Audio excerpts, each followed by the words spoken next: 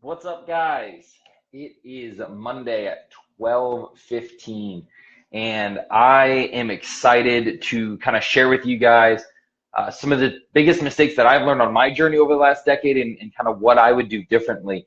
And I think the way that this all kind of started to come to fruition today was that I was working out at the gym and started thinking about like the way that I've moved up in the weight that I was doing. And I started thinking about it and I was like, man, like when I started, there were certain things that I was doing where it was like I was using 5-pound dumbbells. And it was like that never prevented me from starting. But I feel like there's so many times where people jump in and they start trying to do the most amount of weight possible just getting started. And it was like, for me, I wanted to make sure that I was doing it properly and that I was doing it, doing what I could to the best of my ability, right? And I feel like people are like that sometimes in business where they're so excited they just want to jump right in, but they don't have the right foundation. They're not doing the right things. They're not getting the proper systems or processes or everything in place. And I'm not saying that you have to have everything perfect before you get started, but I am saying that taking a strategic incremental process definitely has its benefits. And so hey Leslie, what I want to share with you guys today is kind of some of the things going back to, 2007 for me of kind of things that I've learned, mistakes that I've made, and then what I would do differently. And so I got a little list here that I'm going to kind of keep referencing just so that I keep my timeline right, but also that, I can tell you guys how, the truth exactly how I experienced it. And I think that's so huge is that I forget sometimes that there's different people at different points on their journey, and that I forget that they can benefit from the things or the mistakes that the things that I've learned or the mistakes that I've made. And so I wrote down that in 2007, I started something called the Student Relief Coalition. And this was a nonprofit that was meant to help get students into help with natural disasters, help them with the relief efforts and activities, because that wasn't an opportunity that I saw at the time as a student, whether high school or college. There wasn't really an outlet for them to help. And so the mistake that I made was that it was my vision, but I partnered with just anyone. So I had two other partners, and they were like, yeah, it sounds cool, let's do it. And so I was like, oh shit, all right, come on. And the problem was that they weren't really in it. It just sounded exciting because it was something new. And so when it came into putting in the actual effort, I was the only one that did. And I eventually gave up because I got burned out. And that was that's not a good feeling, because I don't like to ever reach that point. I hope nobody else reaches that. And so what would I have done differently? It was a nonprofit. I found a law firm for nonprofits, and I got this thing registered as a 501c3 in the state of Texas. So knowing that I had like the right pieces set up and the right, I was moving forward with it, but the thing that I failed to do was I had no idea how to run a nonprofit. I had no idea how to launch it. I basically didn't know what the fuck I was doing. So I would have found mentors who aligned with what I was doing and then had them keep me accountable. This was something that was fun, but it wasn't really, I don't think I was in it for the right reasons. Like I'd say 50% of me was in it because I really did want to help, and I really did feel like there wasn't this option that was available. The other part of it was that I saw that there was, an opportunity for financial gain. And I don't mean that in a weird way. I mean that in the way that CEOs are income is with a nonprofit is a lot. It's different. And so, for example, in 2007, the Red Cross CEO had made like $400,000 or $500,000. And knowing that statistic, and I was like, shit, like this could be a really cool thing to do and make a lot of money. So that was the first thing. And then in 2008, that's when I started freelancing. I really had no idea how to generate leads. I didn't even know that that was a thing, like online. My lead generation tactic was to talk to people. And then I did work, and then I got referrals. But it was limited because I had a day job, so it really did restrict the amount of time and effort that I could put into it.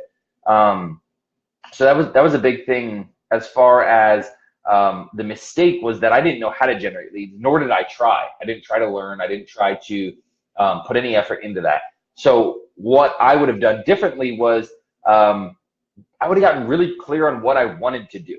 Because at that time, I was so excited to be making money on my own that I really just kind of took on everything. And this burned me out in some aspects. This allowed me to take on the wrong kinds of projects. And sometimes it actually hindered me from doing my best work because there were projects that I just didn't care about. And that's not fair. That's not fair to the client or myself. So I would have gotten really clear on what I wanted and then figured out where to find those people that aligned with what I wanted. 2009, this was, hey Brandy, this was a really interesting one. This is kind of one that I still kick myself in the ass for. This was my Amazon moment. I was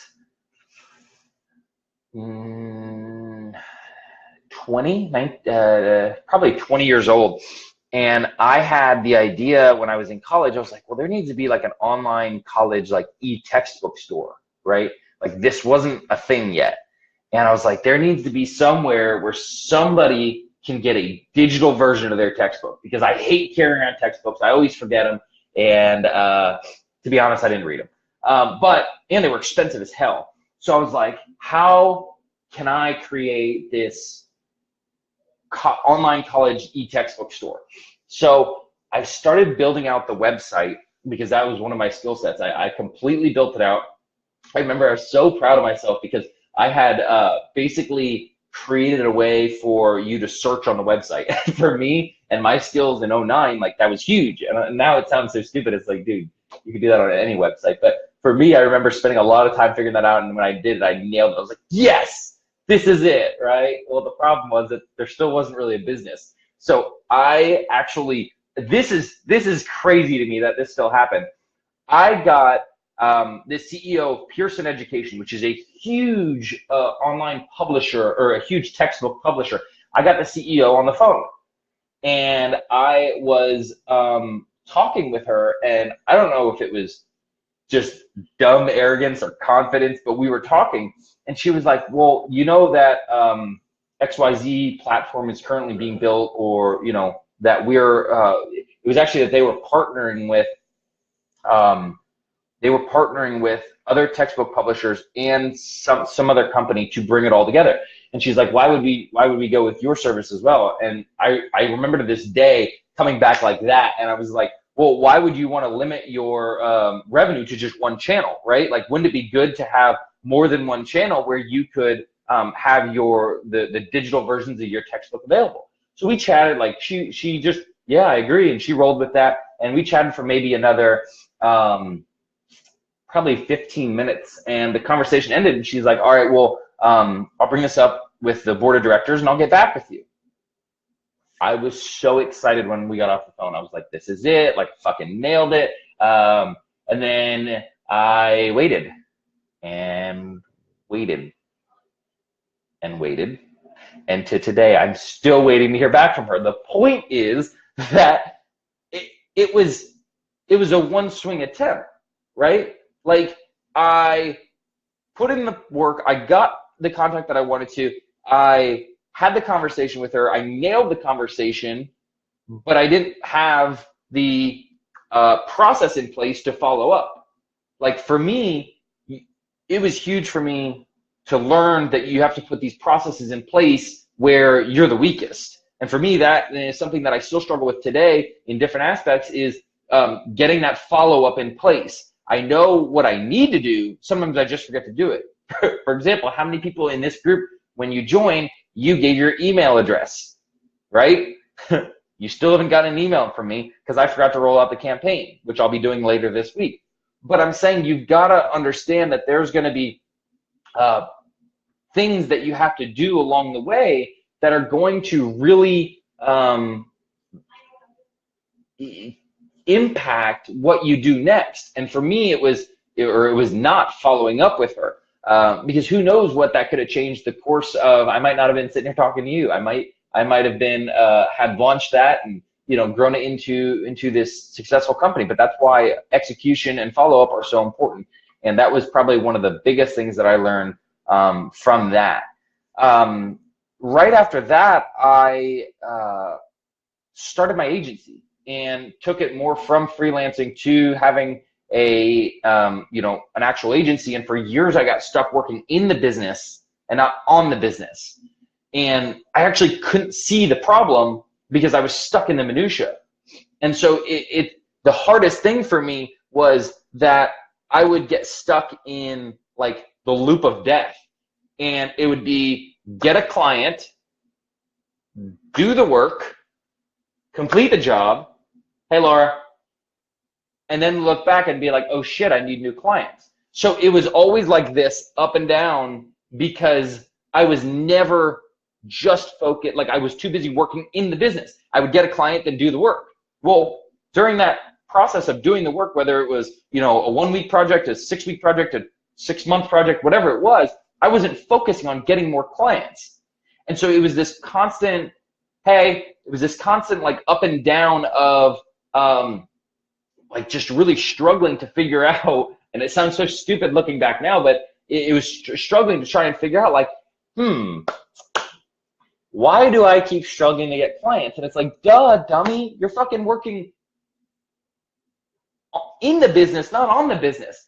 And so I don't even know when that came to realization that it was like, oh fuck, like this is bad. So I got trapped in that, and I luckily have since broken out of that. But that was a huge thing, was that you can either work like in it or on it, but not both. And if you're working in it, chances are you're preventing yourself from growing like you really want to. So another important lesson that I would do, something I would do differently for when I started my agency was I would think long and hard about the partnership aspect.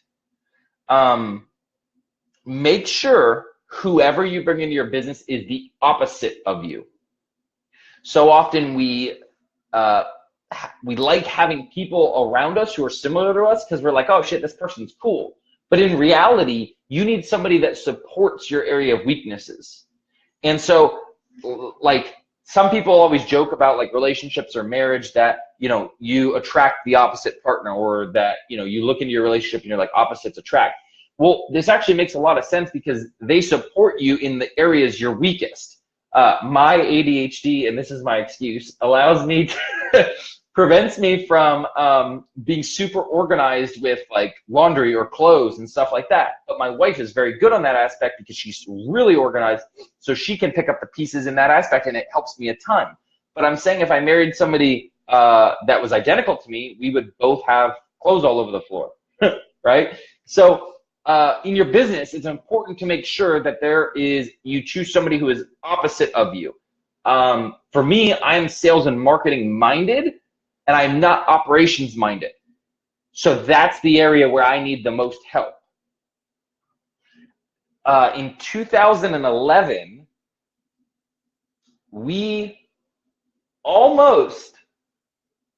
two friends of mine, we almost launched a members only luxury auto club. The mistake that I made in that was that I didn't believe in myself enough to take the risk. And that's honestly what it comes down to. I could tell you 15 other reasons, but that is the damn truth, that I didn't believe in myself enough to make this thing work. I also let the competition who opened up in the exact same city we wanted to go to deter me from starting. But in reality, this should have been proof of the concept that we were going after. Because here's this company that has 5 other locations across the country, and they went to the exact city we wanted to go to. That shouldn't have deterred me. That should have been like, ding, oh shit, they see something too. Like, believe in yourself, go for it, right? But I didn't. So what I would have done differently, simply put, I would have not talked myself out of it. That would have been a huge opportunity had we pursued that. And it would have been a fun one too. I love cars. Obviously love cars, because right after that, I wanted to take what I was doing with websites, design, print, branding, and focus just on the luxury car market. I was like, this would be so badass if I could just get a bunch of clients, hang out with like, or, you know, do work, hang out with these great people, but also do work with these gorgeous either cars, whether it's manufacturer or accessories, or, you know, that whole niche. That would have been awesome.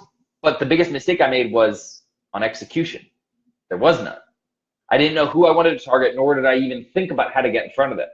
So I built up, I spent all this time, I remember it today, I spent all this time building out our branding, our website, our business cards, like our marketing materials, but like for what?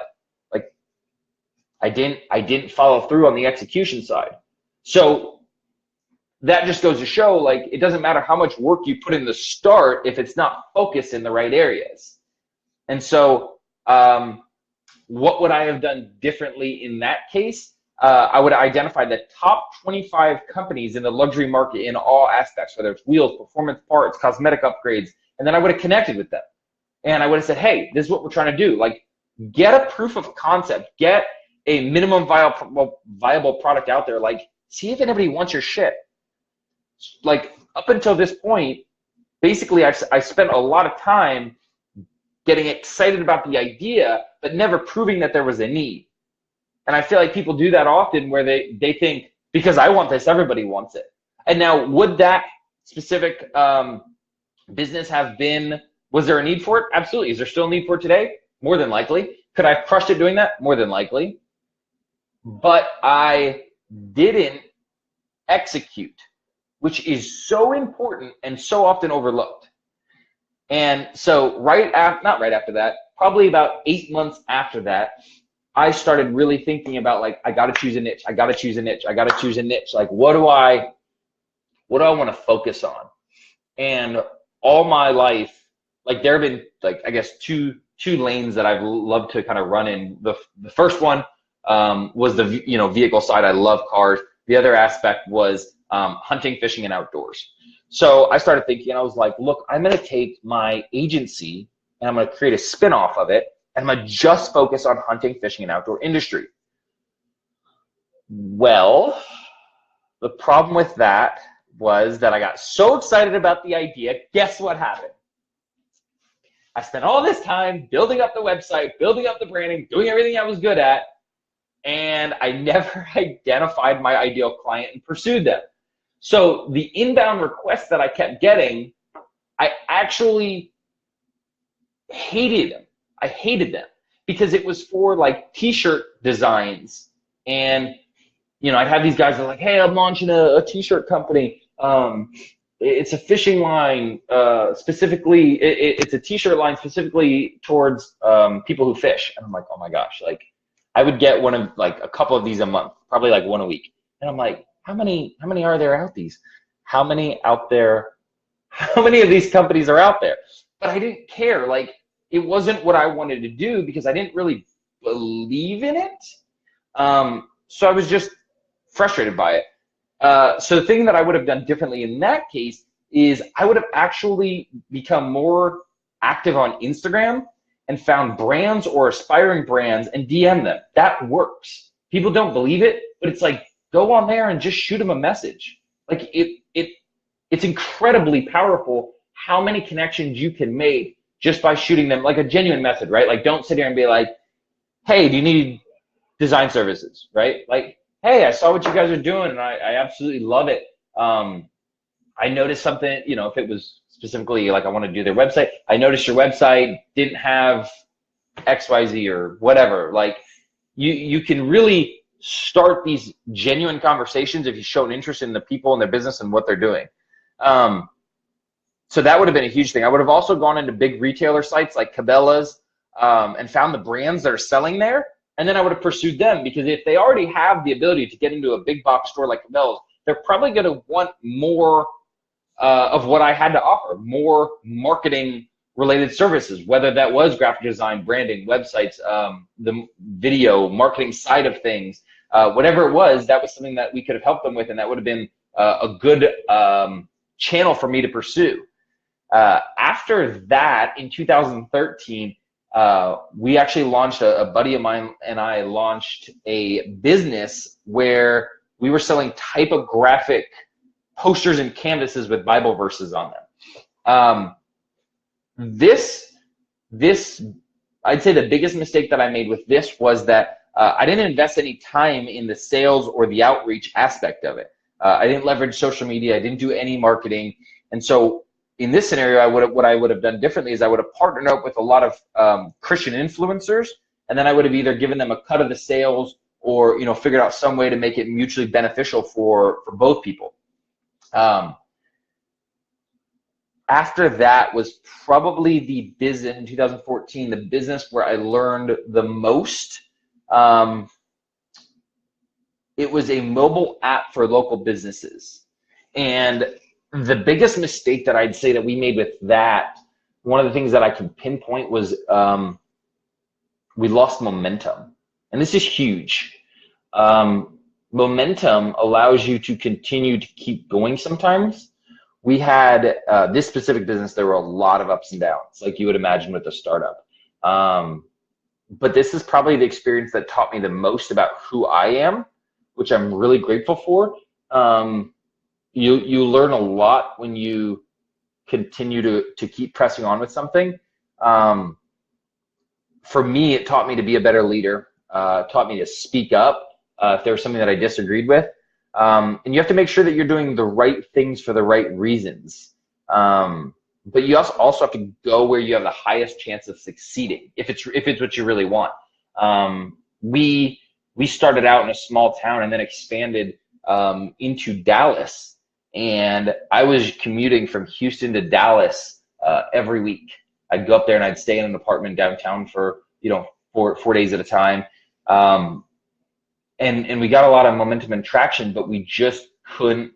I would say that our focus probably wasn't in the right place. We were trying to do too much too quickly, and that actually hurt us. And I would say that I see businesses sometimes do this when they try to expand. They try to expand into too many markets too quickly, or too different of markets too quickly, and they kind of lose a hold of things. But this was a fun journey, and it was one that, like I said, taught me a shit ton. In 2015, I launched a sub-segment of my agency, which was drone videography for clients. And the mistake that I made with this was I had only one client. I also held back and didn't pursue it because I was scared of the regulations that were being rolled out.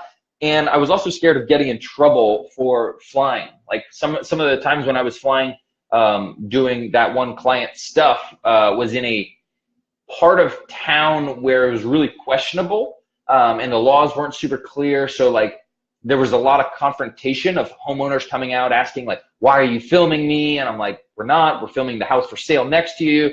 And so it was just one of those things where it was like, it wasn't really a niche that I wanted to get into. It was more of a hobby that I thought would be a good idea to pursue. But I just, when it came down to it, it wasn't worth fighting for me. And so you have to make sure that before you launch something, it's like, is this a niche I really want to get into? Or is it a hobby? I love new ideas and obviously, but I tend to rush into them sometimes. And that's why, like, if you notice, the thing that has stayed consistent throughout this whole thing is my love for my agency and the marketing aspect of it. It's something that I've always tried to learn and grow in. No matter what other things spun off of it, I always kept coming back to that. But the biggest problem within my agency was probably the fact that there were never any processes documented, which prevented me from scaling because I couldn't bring on help. I couldn't ask anybody to do anything because I couldn't outsource it. Somebody comes into my door, 2 years ago, somebody would have come in my door and said, hey, I want to work for you. Shit, what am I going to have them do? Right? Like there was no clear processes on what I did and how I did it. So finally, I took the time to build those out and get those in place, which were huge for streamlining stuff.